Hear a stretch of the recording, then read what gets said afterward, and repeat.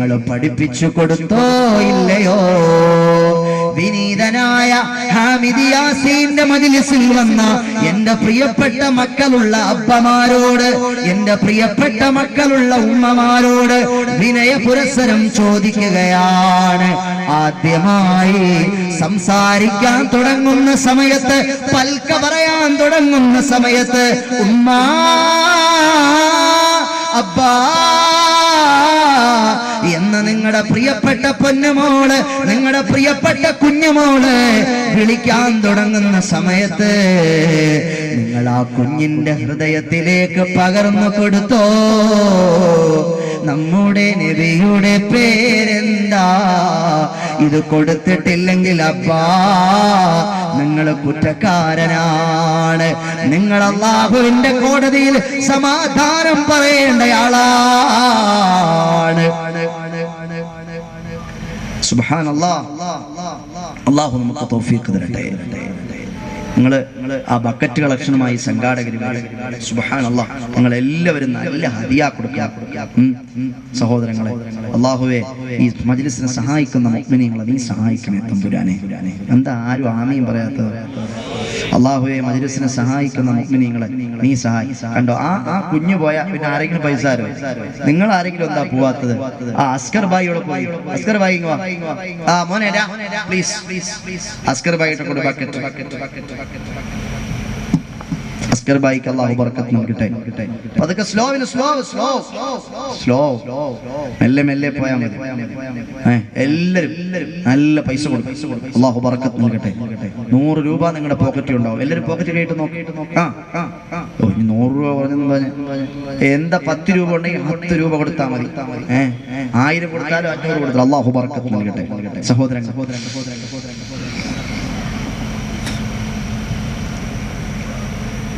ആരും കണ്ടില്ല കേട്ടില്ല എന്ന് പറഞ്ഞിരിക്കരുത്.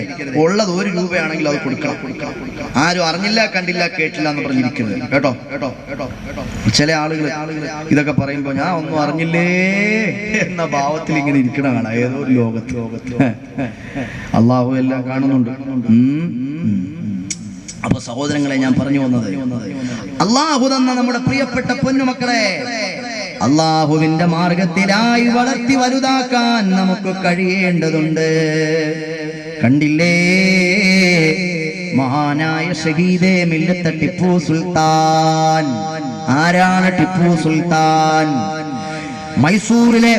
മൈസൂരിലെ നാടുവാഴിയായ ബാദുഷയുടെ പ്രിയപ്പെട്ട പൊന്നുമോൻ, ഹൈദരാലിയുടെ പ്രിയപ്പെട്ട പൊന്നുമോനാണ് ടിപ്പു സുൽത്താൻ. സഹോദരങ്ങളെ, അവിടുത്തെ പ്രിയപ്പെട്ട മാതാവ് മരണപ്പെട്ടുപോയി. മരണപ്പെട്ടുപോയ മാതാവിന്റെ ജനാസ കൊട്ടാരത്തിന് സമീപമുള്ള പള്ളിയിൽ വച്ചിരിക്കുകയാണ്.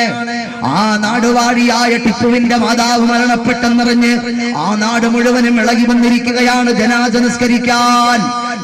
നിസ്കരിക്കാൻ വേണ്ടി രാജകൊട്ടാരത്തിന് സമീപമുള്ള പടുകൂറ്റൻ പള്ളിയിൽ തടിച്ചുകൂടിയ ആയിരക്കണക്കിന് ജനങ്ങളെ അഭിസംബോധന ചെയ്തുകൊണ്ട് മൈസൂരിലെ നാടുവാഴിയായ രാജകുമാരനെ ടിപ്പു സുൽത്താൻ എഴുന്നേറ്റ് നിന്നിട്ട് ചോദിക്കുകയാണ്, ജനങ്ങളെ, എന്റെ പ്രിയപ്പെട്ട മാതാവ് മരണപ്പെട്ട് കിടക്കുകയാണ്, ജനാസയായി കിടക്കുകയാണ്. എന്റെ പ്രിയപ്പെട്ട മാതാവിന്റെ ജനാസ നിസ്കരിക്കാൻ ഞങ്ങളിൽ ആരെങ്കിലും യോഗ്യതയുള്ളവരുണ്ടോ? എന്റെ പ്രിയപ്പെട്ട മാതാവിന്റെ ജനാസ നിസ്കരിക്കാൻ ഞങ്ങളിൽ ആരെങ്കിലും യോഗ്യതയുള്ളവരുണ്ടെങ്കിൽ വന്നിട്ട് നിസ്കരിക്കുകയും എന്റെ ഉമ്മാടെ ജനാസയ്ക്ക് നേതൃത്വം നൽകിയിട്ട് നിസ്കരിക്കുകയെന്ന് മൈസൂരിലെ രാജാവായ ബ്രിട്ടീഷുകാരന്റെ നിറതോക്കുകൾക്ക് മുന്നിൽ പോരാട്ടം നടത്തി ഇന്ത്യ രാജ്യത്തിന് വേണ്ടി വിമോചനത്തിന്റെ കാഹളം മുഴക്കിയ സ്വതന്ത്ര ഇന്ത്യയുടെ ശില്പികളിൽ പ്രധാനപ്പെട്ട ഫ്രീഡം ഫൈറ്റർമാരിൽ തിളങ്ങി നിൽക്കുന്ന താരകമേ, മൈസൂരിലെ രാജാവായ ഹൈദരാലിയുടെ പ്രിയപ്പെട്ട ശ്രീമന്തപുത്രനെ ടിപ്പു സുൽത്താൻ എന്ന പ്രിയപ്പെട്ട 21 വയസ്സുകാരൻ അവിടുത്തെ പ്രിയപ്പെട്ട മാതാവ് മരണപ്പെട്ട് കിടക്കുന്ന കൊട്ടാരത്തിന് സമീപമുള്ള പടുകൂറ്റൻ പള്ളിയിൽ തടിച്ചുകൂടിയ ആയിരക്കണക്കിന് ജനങ്ങളെ അഭിസംബോധന ചെയ്തുകൊണ്ട് ഹൈദരാലിയുടെ മകനായ രാജകുമാരൻ ടിപ്പു സുൽത്താൻ ചോദിക്കുകയാണ്, എന്റെ മരണപ്പെട്ട് കിടക്കുന്ന പ്രിയപ്പെട്ട മാതാവിന്റെ ജനാസ നിസ്കരിക്കാൻ നിങ്ങളിൽ ആരെങ്കിലും യോഗ്യതയുള്ളവരുണ്ടോ? അർഹതയുള്ളവരുണ്ടോ? നിങ്ങൾ എഴുന്നേറ്റ് വന്നെന്റെ പ്രിയപ്പെട്ട മാതാവിന്റെ ജനാസ നിസ്കരിക്കാമോ? എന്താണ് അർഹത, എന്താണ് യോഗ്യത? അന്നേരത്തെ ടിപ്പു വിശദീകരിക്കുകയാണ്. കൊട്ടാരത്തിൽ വളർന്നയാളാണ്, രാജാവിന്റെ മോനാണ്, രാജകുമാരനാണ്. ടിപ്പു ചോദിക്കുകയാ, എന്റെ മാതാവിന്റെ ജനാസ നിസ്കരിക്കാൻ എന്താണ് യോഗ്യത എന്നല്ലേ? ജീവിതത്തിൽ നിസ്കാരത്തെ പറ്റി അറിഞ്ഞത് മുതൽ ഇന്നേ ദിവസം വരെ സുബഹി ഖളാക്കാത്തവരാരെങ്കിലും എന്റെ സദസ്സിലുണ്ടോ? ജീവിതത്തിൽ നിസ്കാരത്തെ പറ്റി അറിഞ്ഞത് മുതൽ ഇന്നേ ദിവസം വരെ സുബഹി ഖളാക്കാത്തവരാരെങ്കിലും എന്റെ സദസ്സിലുണ്ടോ? അവര് വന്നിട്ട് എന്റെ പ്രിയപ്പെട്ട മാതാവിന് ഇമാമായിട്ട് ജനാസ നിസ്കാരത്തിന് നേതൃത്വം കൊടുക്കട്ടെ. സുബ്ഹാനല്ലാഹ്. അവിടെ തടിച്ചുകൂടിയ 10,000-കണക്കിന് ജനങ്ങളിൽ ഒരാളുടെ കൈ പോലും പൊന്തിയില്ല, ഒരാളും കൈവക്കിയില്ല. അന്നേരത്തെ രാജാവായ ടിപ്പു സുൽത്താൻ പറയുകയാ, രാജാവിന്റെ മകൻ മൈസൂരിലെ നാടുവാഴിയായ ഹൈദരാലി എന്ന ബാദുഷയുടെ പ്രിയപ്പെട്ട മകൻ 21 വയസ്സുകാരനായ ടിപ്പു സുൽത്താൻ എന്ന രാജകുമാരൻ അവിടുന്ന് ആ സദസ്സിനെ അഭിസംബോധന ചെയ്തുകൊണ്ട് പറയുന്ന, ജനങ്ങളെ, എന്റെ പ്രിയപ്പെട്ട മാതാവ് എന്നെ നിസ്കാരം പഠിപ്പിച്ചത് മുതൽ, എന്റെ പ്രിയപ്പെട്ട മാതാവ് എന്നെ നിസ്കാരം പഠിപ്പിച്ചത് മുതൽ ഇന്നേ ദിവസം വരെ ഒരു സുബഹി ഞാൻ ഖളാക്കിയിട്ടില്ല. ഒരു ദുഹറോ, ഒരു അസറോ, ഒരു മഗ്രിബോ, ഒരു ഇശായോ എന്നല്ല, ഒരു വഖത്ത് നിസ്കാരം പോലും ഈ ടിപ്പു സുൽത്താൻ തന്റെ ജീവിതത്തിൽ ഖളാക്കിയിട്ടില്ലെന്ന് അവിടെ ഒരുമിച്ച് കൂടി ആയിരക്കണക്കിന് ആളുകളെ അഭിസംബോധന ചെയ്തുകൊണ്ട്, രാജാവായി പിറന്നവനില്ലയോ, കൊട്ടാരത്തിൽ ജനിച്ചവനില്ലയോ, രാജാവിന്റെ പൊന്നുമോനില്ലയോ, മൈസൂരിലെ നാടുവാഴിയായ ബാദുഷായായ ഹൈദരാലിയുടെ പുലിക്കുട്ടിയായ ടിപ്പു എന്ന പുലിക്കുട്ടിയില്ലയോ? മഹാൻ പറയുകയാണ്, ജീവിതത്തിൽ നിങ്ങൾ ആലോചിച്ചു നോക്ക്, ചില ആളുകൾക്ക് കുറച്ച് പൈസ വന്നു പോയാൽ പിന്നെ അവർക്ക് അല്ലാഹുവിനെ വേണോ? വേണ്ട. അവരുടെ മക്കൾ സിനിമാ ലോകത്താണ്, സീരിയലിന്റെ ലോകത്താണ്. അവരുടെ മക്കൾക്ക് പള്ളിയില്ല, നിസ്കാരമില്ല. എപ്പോഴും മദ്രസായി എന്നൊക്കെ 5ാം ക്ലാസ് ആകുമ്പോഴത്തേക്ക് അവനെ വിടിച്ചു കൊണ്ടുപോകും. പിന്നെ അവന് സ്പെഷ്യൽ ട്യൂഷനായി, സ്പെഷ്യൽ ക്ലാസ് ആയി.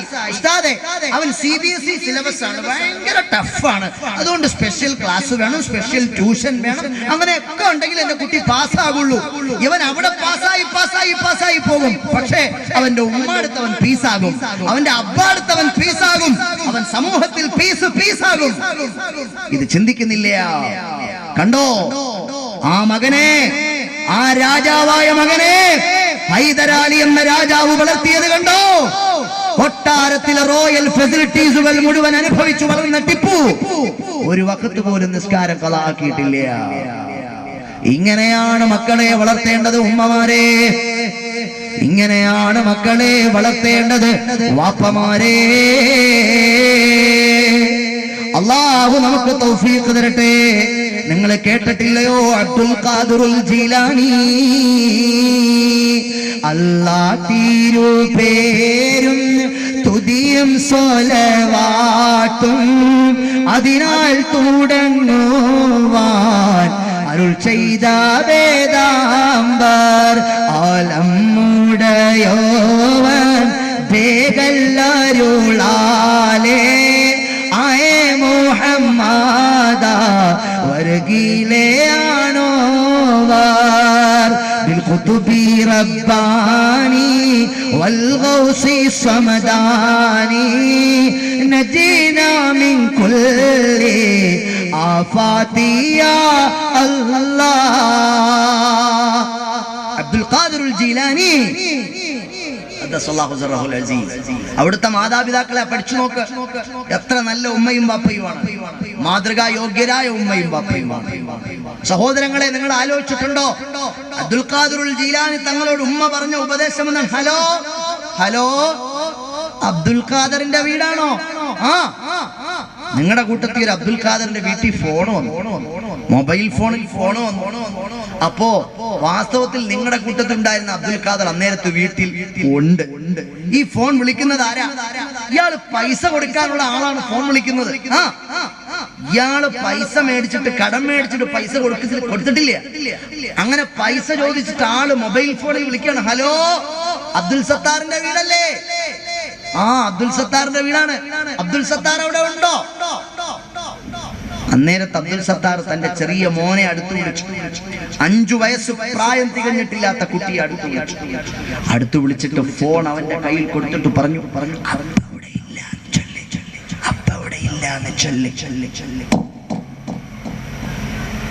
നിങ്ങൾ ആലോചിച്ച് നോക്കൂ. ആ ചെറിയ കുഞ്ഞ് ഫോൺ എടുക്കും, അതെ അബ്ദുൽ സത്താറിന്റെ വീടാണ്. അബ്ദുൽ സത്താർ എവിടെ പോയി? അബ്ബ ഇവിടെ ഇല്ല, ഫോൺ ഇട്ടിട്ട് എവിടെ പോയതാണ്? പച്ച കള്ള. ആ ചെറിയ മോൻ പറയാൻ ആ കുഞ്ഞിനറിയില്ല. പക്ഷേ അബ്ബമാരെ നിങ്ങൾ പറഞ്ഞു പഠിപ്പിക്കുകയാണ് കള്ളം. ഉമ്മമാരെ നിങ്ങൾ പറഞ്ഞു പഠിപ്പിക്കുകയാണ് കള്ളം. കളവ് പറയല്ല എന്നും ചൊന്നാരേ, കള്ളന്റെ കയ്യേലെ പൊന്ന് കൊടുത്തോവാർ. ജീവൻ പോകേണ്ടി വന്നാലും പൊന്നുമോനെ കള്ളം പറയല്ലേ, പൊന്നുമോനെ കള്ളം പറയല്ലേ എന്ന് ഉപദേശിച്ച മഹാനായ അബ്ദുൽ ഖാദിർ ജീലാനി തങ്ങളുടെ മാതാവ്. ആ മാതാവിന്റെ മാതൃകയാണ് മാതാക്കളെ, പിതാക്കളെ ഞാനും നിങ്ങളും ഉൾക്കൊള്ളേണ്ടത്. ആ മാതൃക നമ്മൾ ഉൾക്കൊണ്ട് മക്കളെ വളർത്തണം. സുബ്ഹാനല്ലാഹ്. ആ മാതൃക നമ്മൾ ഉൾക്കൊണ്ടില്ലെങ്കിൽ നമുക്ക് വലിയ പരാജയം സംഭവിച്ചു പോകും. നമ്മൾ ഇന്ന് മക്കളെ കൊണ്ട് പന്ത് കളിക്കുകയാണ്. ഒരു മോളുണ്ടെങ്കിൽ ആ മോൾക്ക് വേണ്ടി പുതുമാപ്പിളയെ അന്വേഷിക്കുമ്പോൾ അബ്ബ അന്വേഷിക്കുന്നത് അവന്റെ കയ്യിൽ മണി ബാക്ക്ഗ്രൗണ്ട് ഉണ്ടോ എന്നാണ്, അവന്റെ കയ്യിൽ പണമുണ്ടോ എന്നാണ്, അവൻ കാണാൻ നല്ല ചന്തമുള്ളവനാണോ എന്നാണ്. ഒരൊറ്റ വാപ്പയും അന്വേഷിക്കുന്നില്ല അവൻ ദീനുള്ളവനാണോ എന്ന് അന്വേഷിക്കാറില്ല. ഇന്നെല്ലാം മണി ബേസ് ഡീലിങ്സുകളായി പോയി, പൈസ അടിസ്ഥാനപ്പെടുത്തിയുള്ള ഇടപെടലുകളുമായി പോയി. നിങ്ങൾക്ക് സഈദ് ഇബ്നുൽ മുസയ്യിബ് തങ്ങളെ അറിയുമോ? 40 വർഷക്കാലം മദീനയിൽ ദർസ് നടത്തിയ മഹാനാണ് സഈദ് ഇബ്നുൽ മുസയ്യിബ് റളിയല്ലാഹു അൻഹു. എന്റെ പ്രിയമുള്ള സഹോദരങ്ങളെ, സഈദ് ഇബ്നുൽ മുസയ്യിബ് തങ്ങൾക്കൊരു മകളുണ്ടായിരുന്നു. ആ പൊന്നുമോള് സൗന്ദര്യമുള്ള മോളാണ്, നല്ല ഗ്ലാമറുള്ള മോളാണ്. റോസാദളം പോലെ സുന്ദരിയായ പൊന്നുമോള് സൗന്ദര്യം മാത്രമുള്ള മോളല്ല, നല്ല വിജ്ഞാനം പഠിച്ച മോളാണ്. സഈദ് ഇബ്നുൽ മുസയ്യിബ് മദീനയിലെ അറിയപ്പെട്ട വലിയ പണ്ഡിതനാണ്, വലിയ മഹാനാണ്. ഒരിക്കൽ സഈദ് ഇബ്നുൽ മുസയ്യിബ് തങ്ങളുടെ വീട്ടിലേക്ക് അതാ നാട്ടിലെ രാജാവ് കടന്നു വരികയാണ്. സഈദ് ഇബ്നുൽ മുസയ്യിബിനെ വിളിച്ചിട്ട് രാജാവ് ചോദിച്ചു, അല്ല സഈദേ, എന്റെ പ്രിയപ്പെട്ട പൊന്നുമോളെ, എന്റെ രാജകൊട്ടാരത്തിൽ വളർന്ന, എന്റെ റോയൽ ഫാമിലിയിലെ അടുത്ത അനന്തരഗാമിയായ എന്റെ പ്രിയപ്പെട്ട പൊന്നുമോനെ, നിന്റെ സൗന്ദര്യമുള്ള പൊന്നുമോളെ, നിന്റെ ഇൽമുള്ള പൊന്നുമോളെ ലോകം കണ്ടിട്ടില്ല. സഈദ് ഇബ്നുൽ മുസയ്യിബ് തങ്ങളുടെ മകളെ, അപ്പമാരെ നിങ്ങളുടെ 17 വയസ്സുള്ള പൊന്നുമോളെ ഈ നാടും നഗരവും മുഴുവനും കണ്ടിട്ടില്ലയോ? അവരുടെ മുഖം എങ്ങനെയാണെന്ന് നാട്ടുകാർക്കറിയാം, അവരുടെ അന്താരാഷ്ട്രം എങ്ങനെയാണെന്നറിയാം, അവരുടെ ബംഗ്ലാദേശ് എങ്ങനെയാണെന്നറിയാം. ഒരു പെൺകുട്ടിയുടെ മുഴുവനും സൗന്ദര്യം മുഴുവനും നാട്ടുകാർക്കറിയാവുന്ന തരത്തിൽ അവളെ നിങ്ങൾ വേഷം കെട്ടിച്ച് നാട്ടിലെ തെരുവിലൂടെ നടത്തിക്കുന്നില്ലേ? അപ്പമാരെ, അമ്മമാരെ, നിങ്ങൾക്കതിന് വല്ല ചങ്കയുമുണ്ടോ? നിങ്ങൾക്ക് ഹയാ ഉണ്ടോ? നിങ്ങൾക്ക് പടച്ചവനെ പേടിയുണ്ടോ? ഇല്ല അപ്പ, നിങ്ങൾക്കൊരു പേടിയുമില്ല. എന്നാൽ സഈദ് ഇബ്നുൽ മുസയ്യിബ് തങ്ങളുടെ പ്രിയപ്പെട്ട പൊന്നുമോളെ അന്ന് മദീനക്കാരും കണ്ടിട്ടില്ല. രാജാവ് ചോദിച്ചു വന്നു, സഈദ് ഇബ്നുൽ മുസയ്യിബ് തങ്ങളുടെ പരിവാതിൽക്കൽ വന്നിട്ട് രാജാവ് ചോദിച്ചു, നിങ്ങളുടെ പ്രിയപ്പെട്ട പൊന്നുമോളെ എന്റെ രാജകുമാരനായ പൊന്നുമോനെ കൊണ്ട് ഒന്ന് കല്യാണം കഴിപ്പിച്ചു തരാമോ? സഈദ് ഇബ്നുൽ മുസയ്യിബ് തങ്ങളെ അന്നേരത്തെ എന്ത് പറയും? നിങ്ങളാണെങ്കിൽ എന്ത് പറയും? ഇങ്ങോട്ട് വരേണ്ടിയിരുന്നില്ല, ഒന്ന് മിസ് കോൾ ചെയ്താൽ മതിയായിരുന്നു, ഒരു മെസ്സേജ് അയച്ചാൽ മതിയായിരുന്നല്ലോ, ഞാൻ എന്റെ കുട്ടിയെയും കൂട്ടിക്കൊണ്ട് അങ്ങോട്ട് വരുമായിരുന്നില്ലേ എന്ന് പറയും നിങ്ങൾ. ഞാൻ അങ്ങനെ പറയും. പക്ഷേ സഈദ് ഇബ്നുൽ മുസയ്യിബ് എന്ന അല്ലാഹുവിന്റെ ദീൻ പഠിച്ച ആലിമ് പറഞ്ഞു, രാജാവേ, നിങ്ങളുടെ രാജകൊട്ടാരത്തിലേക്ക് പറഞ്ഞുവിടാൻ ഞാൻ എന്റെ മകളെ തരില്ല. ഞാൻ അവൾക്ക് അള്ളാഹുവിന്റെ ദീന് പഠിപ്പിച്ചു കൊടുത്തത്, അള്ളാഹുവിന്റെ വിശുദ്ധ ഖുർആൻ പഠിപ്പിച്ചു കൊടുത്തത്, അള്ളാഹുവിന്റെ വിശുദ്ധമായ ഹദീസ് പഠിപ്പിച്ചു കൊടുത്തത്, വിജ്ഞാനത്തിന്റെ സാഗരത്തിലേക്ക് എന്റെ പൊന്നുമോളെ ചെറിയ പ്രായത്തിലെ ഞാൻ കൂട്ടിക്കൊണ്ടുപോയത്, അവളെ രാജാവിന്റെ മകനോടൊത്ത് രാജകൊട്ടാരത്തിലെ അന്തപുരങ്ങളിൽ, പട്ടുമെത്തകളിൽ, പരവതാനികളിൽ, രാജാവേ നിങ്ങളുടെ അന്തപുരത്തിന്റെ അകത്തളത്തിൽ സുഖിക്കാനല്ല, രാജാവിന് കൊടുത്തില്ല. രാജാവിന്റെ മകൻ രാജകുമാരനാണ് പ്രപ്പോസലുമായി വന്നത്. സഈദ് ഇബ്നുൽ മുസയ്യിബ് തങ്ങൾ കൊടുത്തില്ല, തന്റെ പൊന്നുമോളെ കൊടുത്തില്ല. നിങ്ങളും ഞാനും നമ്മുടെ പ്രിയപ്പെട്ട മക്കളെ വിവാഹ കമ്പോളത്തിൽ പണങ്ങൾ വാരിയെറിഞ്ഞ് അവൻ എഞ്ചിനീയർ ആണോ എന്ന് നോക്കും, അവൻ ഡോക്ടറാണോ എന്ന് നോക്കും, അവന്റെ കയ്യിൽ പൈസ ഉണ്ടോ എന്ന് നോക്കും. അതല്ലാതെ മക്കളെ ദീനിയായൊരു ചുറ്റുവട്ടത്തിൽ കള്ളു കുടിക്കാത്തവനാണോ, പെണ്ണ് പിടിക്കാത്തവനാണോ, പലിശ ഇടപാട് നടത്താത്തവനാണോ, അല്ലാഹുവിന്റെ പള്ളിയുടെ മിനാരത്തിൽ നിന്ന് ബാങ്കിന്റെ അമരത്തനികൾ ഉയർന്നു നിൽക്കും, ഹയ്യ അലസ് സ്വലാഹ്, ഹയ്യ അലൽ ഫലാഹ് എന്ന പടച്ചവന്റെ പള്ളിയുടെ മിനാരത്തിൽ നിന്ന് ബാങ്കിന്റെ അമരധ്വനികൾ ഉയർന്നു നിൽക്കുമ്പോൾ ഇവനക്ക് നേരെ തിരിഞ്ഞു നിന്ന് പടച്ചവന്റെ മുന്നിൽ സാഷ്ടാംഗം നമിക്കുന്ന, അല്ലാഹുവിന് വേണ്ടി അഞ്ചു നേരം കൃത്യമായി നിസ്കരിക്കുന്ന മോനെ, ആ പൊന്നുമോനെ നിങ്ങളുടെ പൊന്നുമോളെ കെട്ടിച്ചു കൊടുക്കാൻ പണമുള്ള അപ്പമാര് തയ്യാറല്ല. ദീനില്ലാത്തവന് കയ്യിൽ പിടിച്ചു കൊടുക്കുകയാ. അവന് പണമുണ്ടല്ലോ, പണത്തിന്റെ ഫിഗർ മതിയോ അപ്പാ, പണത്തിന്റെ പവർ മതിയോ അപ്പാ, ദീനിന് ഇവിടെ പവറില്ലേ വാപ്പാ. നെഞ്ചത്ത് കൈവച്ചിട്ട് ആലോചിക്കാൻ പറയുകയാണ്. അള്ളാഹു തന്ന ആൺമക്കളെയും അള്ളാഹു തന്ന പെൺമക്കളെയും പണത്തിന് വേണ്ടി കച്ചവട ചരക്ക് പോലെ, പണത്തിന് വേണ്ടി കച്ചവട ചരക്ക് പോലെ കച്ചവടം നടത്തുന്ന അപ്പമാരും അമ്മമാര് എന്റെ ശബ്ദം ഹൃദയത്തിൽ കൈവച്ചിട്ട് വേണം കേൾക്കാൻ. സഈദ് ഇബ്നുൽ മുസയ്യിബ് തങ്ങൾ രാജാവിന് മകളെ കൊടുത്തില്ല. ഒരു മുത്തഅല്ലിമ, അവിടുത്തെ ദർസിൽ പഠിക്കുന്ന ഒരു മുത്തഅല്ലിമ, ഒരു ദിവസം നോക്കുമ്പോൾ ആ മുത്തഅല്ലിമിനെ കാണാനില്ല. 3 ദിവസം കഴിഞ്ഞാണ് മുത്തഅല്ലിം വന്നത്. മുത്തഅല്ലിമിനോട് ചോദിച്ചു, അല്ല മോനെ, വളരെ മിടുക്കനായി പഠിക്കുന്ന സമർത്ഥനായ മുത്തഅല്ലിം ആ കുട്ടിയോട് ചോദിച്ചു, അല്ല 3 ദിവസമായല്ലോ ദർസിന് വന്നില്ല, എന്തു പറ്റി? അന്നേരത്തെ ആ മുത്തഅല്ലിമായ കുട്ടി പറഞ്ഞു, സഈദ് ഇബ്നുൽ മുസയ്യിബ് തങ്ങളോട്, എന്റെ ഭാര്യ മരിച്ചുപോയി, എന്റെ ഭാര്യ മരണപ്പെട്ടു പോയി, സുന്ദരിയായ സുമുഖിയായ ചെറുപ്പക്കാരിയായ എന്റെ ഭാര്യ വളരെ പെട്ടെന്ന് എന്തോ ഒരു അസുഖം മൂലം മരണപ്പെട്ടു പോയി. തന്റെ ക്ലാസ്സിലുള്ള ഏറ്റവും മിടുക്കനായ സമർത്ഥനായ സൂക്ഷ്മതയോടെ അള്ളാഹുവിനെ പേടിച്ച് ജീവിക്കുന്ന കുഞ്ഞിന്റെ ഭാര്യ മരണപ്പെട്ടു പോയി. ആ വാർത്ത സഈദ് ഇബ്നുൽ മുസയ്യിബ് എന്ന തന്റെ ഉസ്താദിനോട് കുട്ടി പറഞ്ഞപ്പോൾ ആ മഹാനായ ഉസ്താദ് കുഞ്ഞിനോട് ചോദിക്കുകയാണ്, മോനെ, എന്റെ സുന്ദരിയായ അള്ളാഹുവിന്റെ ദീന് പഠിച്ചൊരു പൊന്നുമോളുണ്ട്, ഞാൻ അവളെ നിനക്ക് കല്യാണം കഴിച്ചു തന്നാൽ നീ ആ പൊന്നുമോളെ സ്വീകരിക്കുമോ? തന്റെ പ്രിയപ്പെട്ട ഉസ്താദിന്റെ ചോദ്യത്തിന് മുന്നിൽ ആ ശിഷ്യൻ ചൂളിപ്പോയി. എഴുന്നേറ്റ് നിന്നിട്ട് ആദരവോടെ പറഞ്ഞു, ഉസ്താദേ, ഈ പാവപ്പെട്ടവൻ അങ്ങയുടെ പ്രിയപ്പെട്ട പൊന്നുമോളെ കല്യാണം കഴിക്കാൻ യോഗ്യനാണോ ഉസ്താദേ? വിനയത്തിന്റെ എളിമയുടെ വർത്തമാനമാ ശിഷ്യൻ പറഞ്ഞപ്പോൾ രാജാവ് ചോദിച്ചിട്ട് കൊടുക്കാത്ത പൊന്നുമോളില്ലയോ? നാട്ടിലെ മുഴുവൻ പ്രഭുക്കന്മാര് പണച്ചാക്കുകൾ നിറച്ച് പണവുമായി കടന്നു വന്നിട്ട്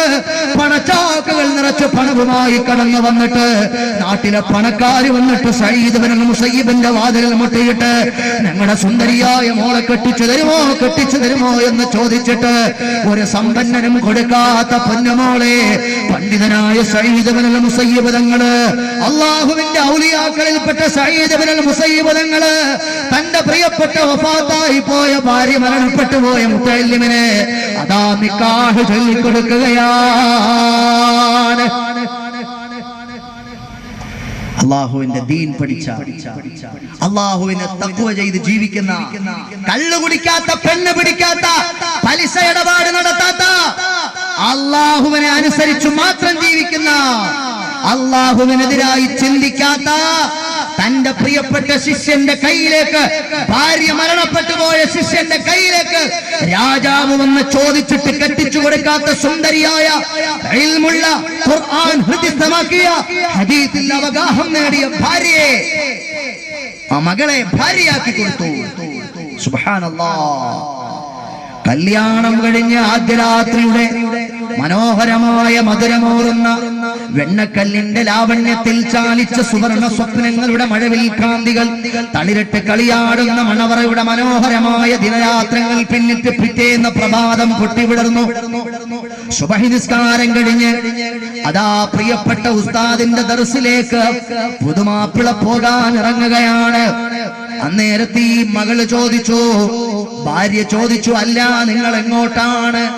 പുതുമാപ്പിള യാത്ര പുറപ്പെടാൻ വേണ്ടി പോകുമ്പോൾ ആ ഭാര്യ ചോദിക്കുകയാണ്, അല്ല നിങ്ങൾ എങ്ങോട്ട് പോകുകയാണ്?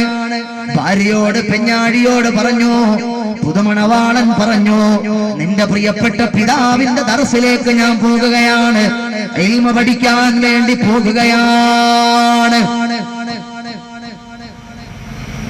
ഇൽമ പഠിക്കാൻ വേണ്ടി പോകുകയാണ്. അന്നേരത്ത് ആ പ്രിയപ്പെട്ട മകൾ ഭർത്താവിനോട് പറഞ്ഞു, നിങ്ങൾ പോകണ്ട,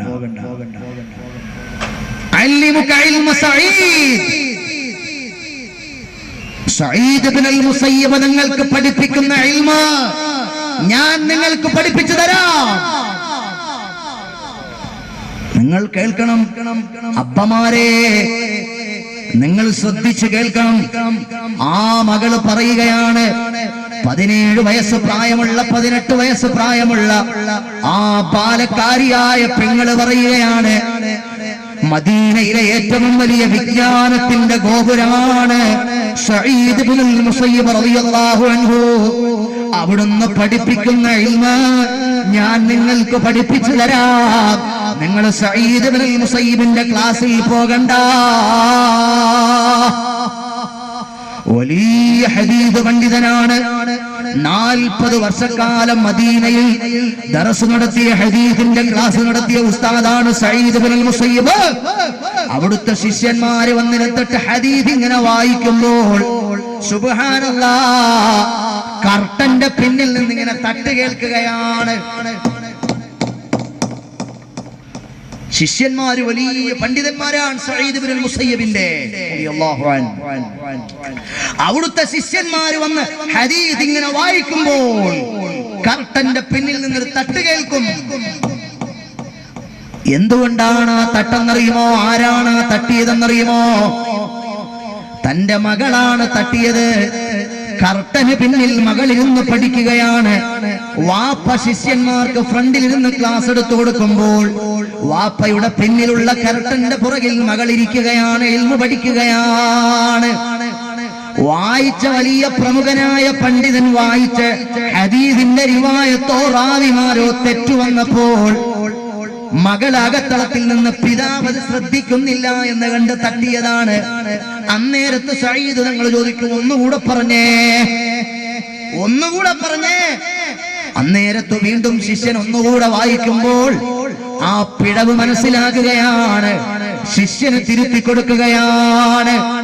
ഇങ്ങനെ വലിയ ഇൽമുള്ള മകളെ ലോകത്തിന് സംഭാവന ചെയ്ത മഹാനാണ് സഈദ് ഇബ്നുൽ മുസയ്യബ് റളിയല്ലാഹു അൻഹു, അപ്പമാരെ നിങ്ങളുടെ മക്കളെ നിങ്ങൾ എന്താണ് പഠിപ്പിച്ചത്? ഡാൻസ് പഠിപ്പിച്ചു അല്ലേ? സിനിമാറ്റിക് ഡാൻസ് പഠിപ്പിച്ചു അല്ലേ? ഈ കലാലയങ്ങളിൽ കലോത്സവങ്ങൾ വരുമ്പോൾ ഒപ്പന പഠിപ്പിച്ചു അല്ലേ? സിനിമാറ്റിക് ഡാൻസ് കാണാനും അത് പഠിപ്പിച്ച് പാടാനും ആടാനും നിങ്ങൾ പഠിപ്പിച്ചു അല്ലേ? റിയാലിറ്റി ഷോകളിൽ മകൾ വന്നിട്ട് ആടുന്നത് കണ്ട് അബ്ബാക്ക് അമ്മാക്ക് ഹൃദയത്തിൽ സന്തോഷമാണ്.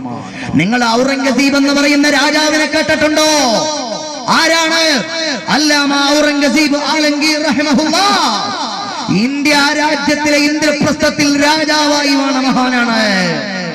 ഇന്ത്യ രാജ്യത്തിന്റെ ഇന്ദ്രപ്രസ്ഥത്തിൽ ചക്രവർത്തിയായി വിരാജിച്ച മഹാനായ ഔറംഗസീബ് ആലംഗീർ എന്ന രാജാവ്.